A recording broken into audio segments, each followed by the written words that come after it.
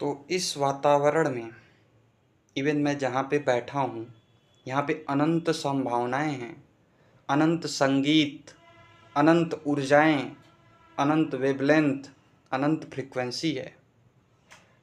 और हमारी बॉडी जैसे फ्रीक्वेंसी पे वाइब्रेट हो रही है, जैसा इसका ट्रांसड्यूसर है, जैसा इसका रिसीवर है, वैसी ही ऊर्जा को वो ले रहा है और ट्रांसमिट कर रहा है।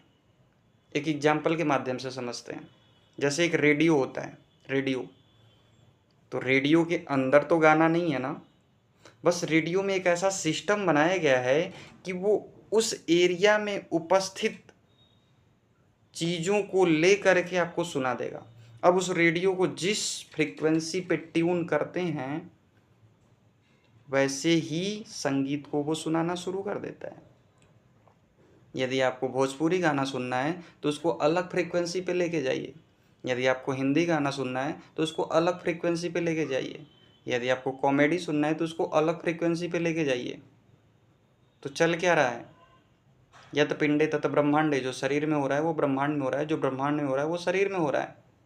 यानी we are transmitter and receiver.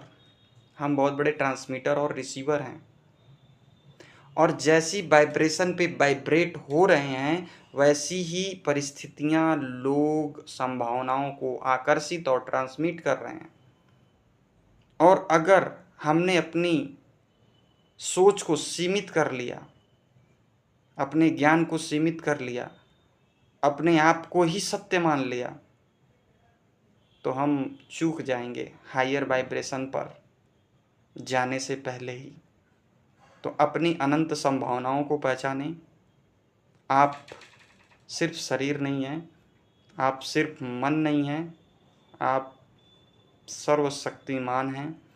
आप जैसे वाइब्रेशन पे वाइब्रेट होंगे, वैसे ही फ्रीक्वेंसी, वैसे ही सूचनाएं, वैसा ही जगत आपको दिखने लगेगा। इसलिए बोलते हैं यथा दृष्टि तथा सृष्टि।